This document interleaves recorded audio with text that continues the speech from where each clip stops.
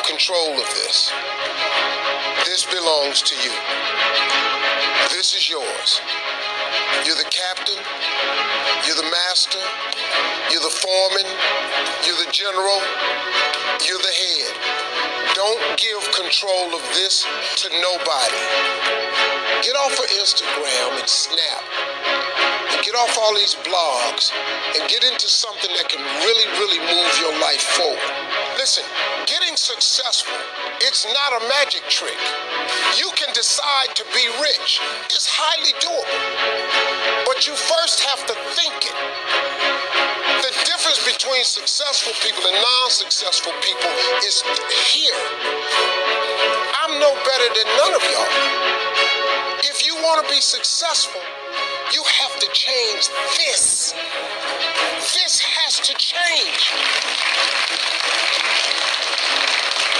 Listen to me. It's not what makes it hard is your lack of belief that it can happen for you. The fact of it is, though, it's very doable. See, but you got to change, though.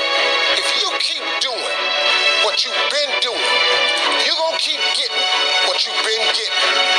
So if you're at a place in your life and you ain't happy with it, you have to change some things. But you have to make a conscientious decision that you're going to change. And it's not dependent on anybody else. It don't matter what your mama think. It don't matter what your coworkers think. It don't matter what your siblings think. It don't matter what your children think. It don't matter. They have nothing to do with it. This decision is yours and yours alone. Let me tell you something. You get to decide if I'm going to be rich, poor, mediocre, plentiful, happy, sad. You have a decision to make. You don't have a vision of where you go, and if you don't have a goal where you go, you drift around and you never end up anywhere. I mean, as you know, I was born in 1947 in Austria after the Second World War.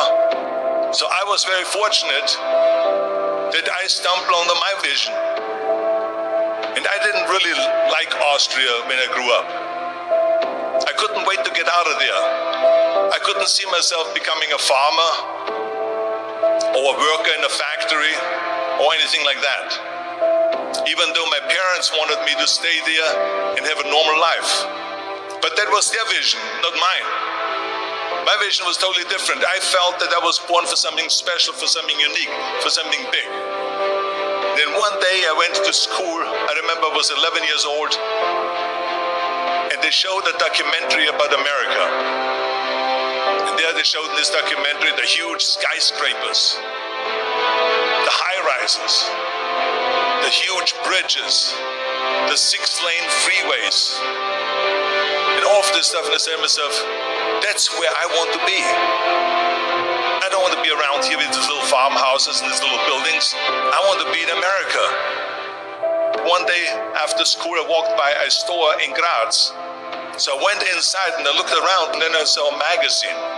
I saw a bodybuilding magazine that had Reg Park on the cover. Reg Park was then a 3-time Mr. Universe. And I saw him on the big screen as Hercules. I read that and I said to myself, wow, this is the blueprint for my life. This is exactly what I want to do. I want to become a bodybuilding champion just like Reg Park. I want to get into movies just like Reg Park. And I want to make millions of dollars and be rich and famous just like Reg Park. Do you know how great it felt that I knew where I was going?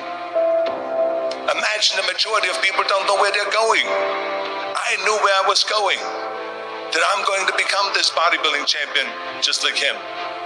So it was just a question of how do you do it? I was so relieved because when you have a goal, when you have a vision, everything becomes easy. So people always ask me, when they saw me in the gym in the pumping iron days, they say, why is it that you're working out so hard? 5 hours a day, 6 hours a day, and you have always a smile on your face. And I told people all the time, I said, because to me, I'm shooting for a goal. In front of me is the Mr. Universe title. So every rep that I do gets me closer to accomplishing that goal, to make this goal, this vision turn into reality.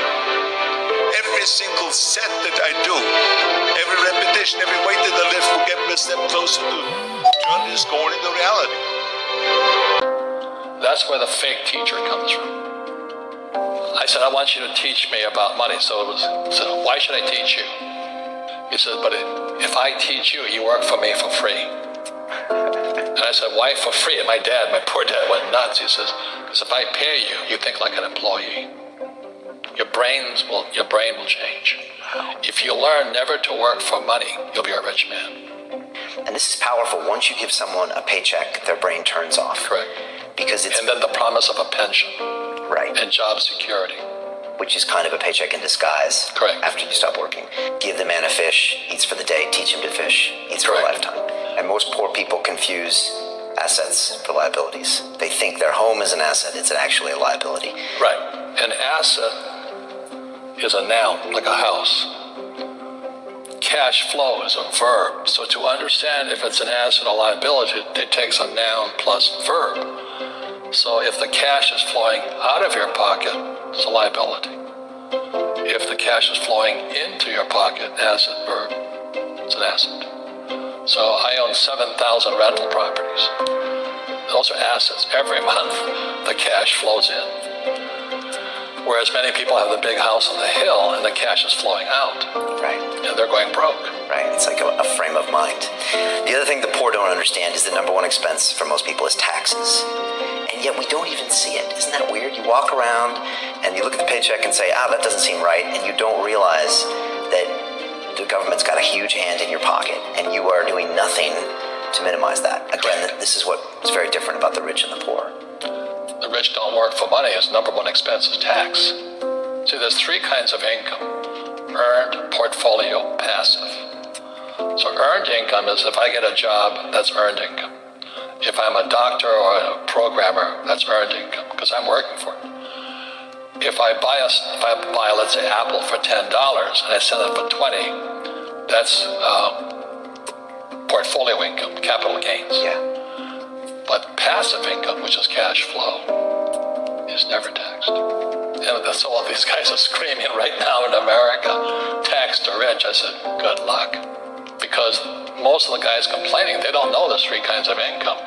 And the rich don't have jobs anyway. They have assets. And so the average schmo out there, poor guy, sent the kid to school. They don't learn this. You see, very few people will buy what I do, make $1 million and pay zero tax. And my rich dad taught me that playing Monopoly. That's how it started. 4 greenhouses, 1 red hotel. Or the McDonald's formula. I write about it there. McDonald's, Ray Kroc. Yeah. McDonald's is in the real estate business. So they sell hamburgers, but they buy real estate, so they pay no taxes. This guy Bezos, he's $16 billion. How much tax did they pay on that $16 billion?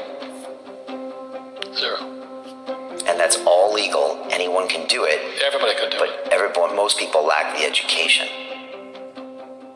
So once you learn how to use debt as money, you can never say, I can't afford it. You see, because the banks will give you, so the banks, after the crash of 2008, the banks gave me $300 million tax-free. When I asked the average guy, I said, why don't you use debt? They can't even get a loan. Because their scores, their FICO scores, they don't even have them here, are so bad. The school teachers will never tell you that because they don't know it. My poor dad never knew that. You don't know if something is an asset or a liability until you can see which way the cash flows. So a house is an asset or liability. Well, if it's taking money from your pocket, it's liability. If it's putting money in your pocket, it's an asset. The U.S. government wants me to provide housing, wants me to provide jobs, wants me to borrow money because that's how money is created through debt. I get huge tax breaks. Everybody can do the same thing if they had the financial education to do it. If people understood the tax code, we'd be more prosperous. But can poverty be passed through genetically? Yes. Because it's some type of way of thinking. It's an attitude. An attitude. It's very simple. When people ask me, how do I stop it? I just say, never say, I can't afford it. Ask yourself, how can I? The reason I have so much money is because I don't say I can't do it. I just go, how can I do it? And I just go and do it. Like I would watch Magic play. I'd watch Michael play. And I would see them do these unbelievable things. And I'd say, can I get to that level? I don't know, but let's find out.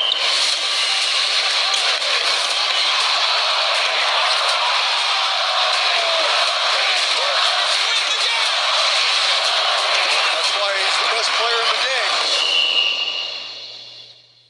Everything was done to try to learn how to become a better basketball player. Everything. And so when you have that point of view, then literally the world becomes your library to help you to become better at your craft. So because you know what you want, the world's giving you exactly the information. 100%. You become better at it. Because you know what you're looking for. So many guys tell stories about your work ethic. Yeah. What was really your work ethic like, and for how long did you stay disciplined? Every day. Since 20 years. It was an everyday process and trying to figure out strengths and weaknesses. For example, jumping ability. My vertical was a 40. It wasn't a 46 or a 45. My hands are big, but they're not massive, right? So you got to figure out ways to strengthen them so your hands are strong enough to be able to palm a ball and do the things that you need to do. Quickness, I was quick, but not insanely quick. I was fast, but not ridiculously fast, right? So I had to rely on skill a lot more. I had to rely on angles a lot more. I had to study the game a lot more. And but I enjoyed it though. So like from the time I can remember when I started watching the game, I studied the game and it just never changed. It's a good separation for me, emotionally, to be able to put myself in a place where at practice or when I'm training or during games, I switch my mind to something else. I switch my mode into something else, right? For me, it's the equivalent of Maximus, Decimus, Meridius, and Gladiator picking up the dirt, smelling the dirt. It's go time, right? So that was my mental switch. It was like an actor getting ready for a film. You got to put yourself in that cage. When you're in that cage, you are that character. And then when you leave there, it's something completely different. But when I'm in that cage, bro, don't touch me, don't talk to me.